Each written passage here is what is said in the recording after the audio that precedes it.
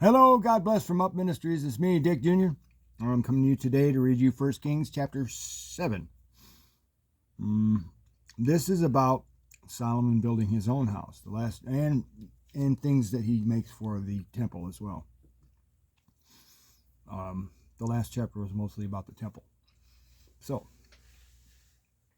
it's not very long. Read 5, almost 6 columns. I prayed and I asked God to help me to speak to you today before I started this video.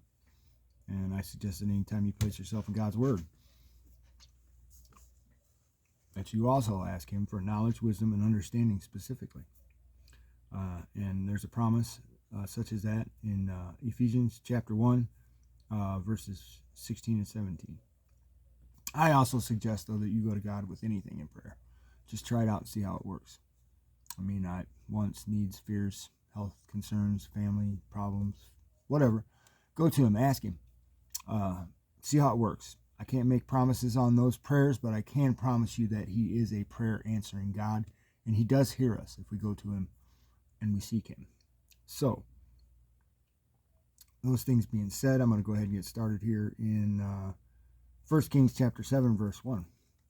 Now Solomon was building his own house 13 years, and he finished all his house. He built the house of the forest of Lebanon.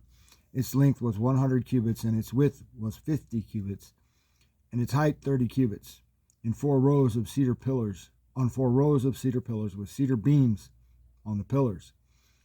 It was paneled with cedar above the side chambers, which were on the 45 pillars, and 15 in each row.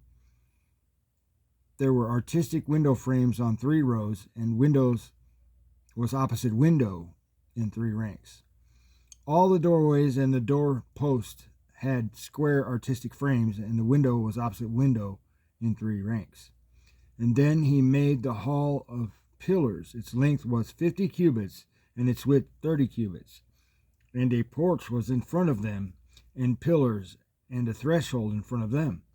He made the hall of the throne where he was to judge, the hall of judgment, and it was paneled with cedar from floor to floor. His house where he was to live, the other court inward from the hall, was of the same workmanship. He also made a house like this for Pharaoh's daughter, whom Solomon had married.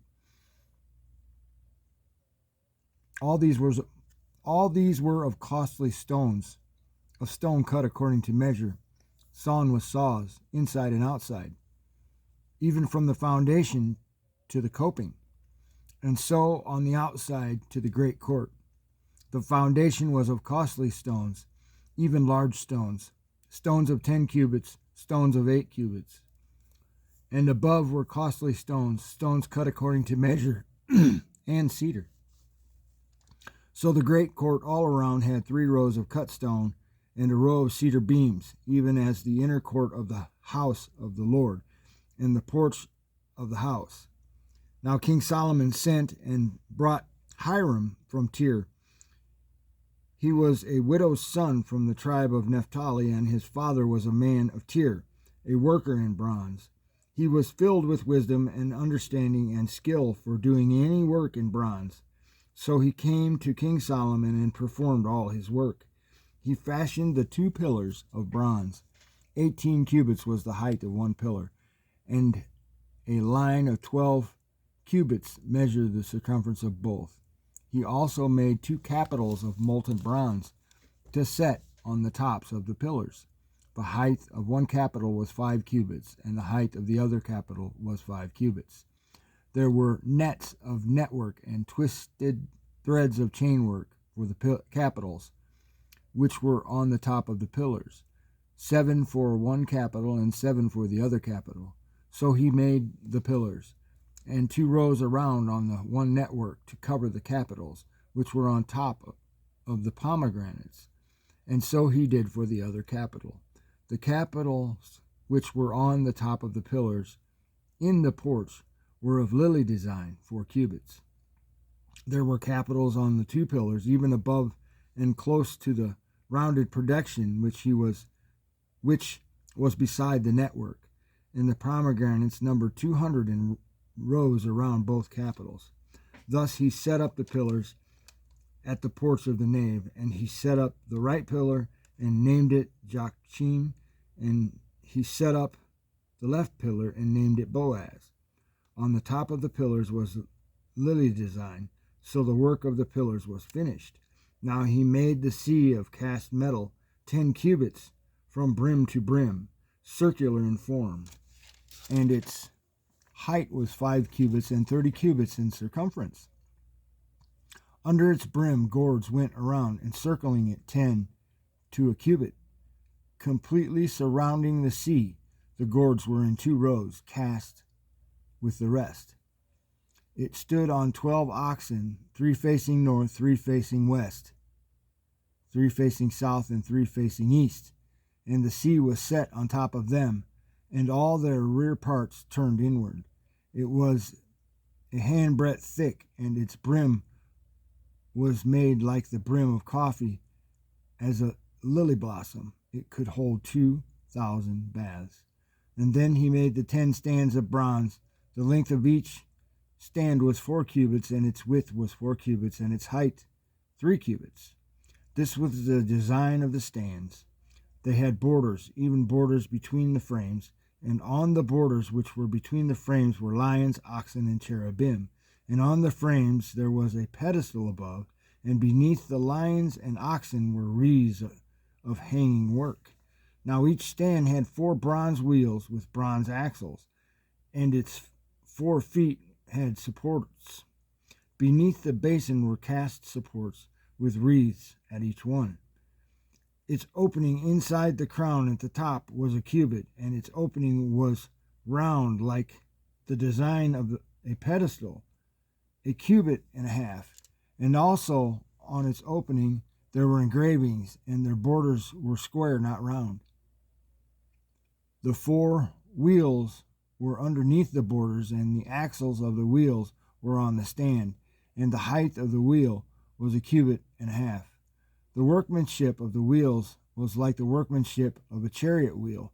Their axles, their rims, their spokes, and their hubs were all cast. Now there were 4 supports on the 4 corners of each stand. Its supports were part of the stand itself. On the top of the stand there was a circular form half a cubit high, and on the top of the stand its stays and its borders were part of it.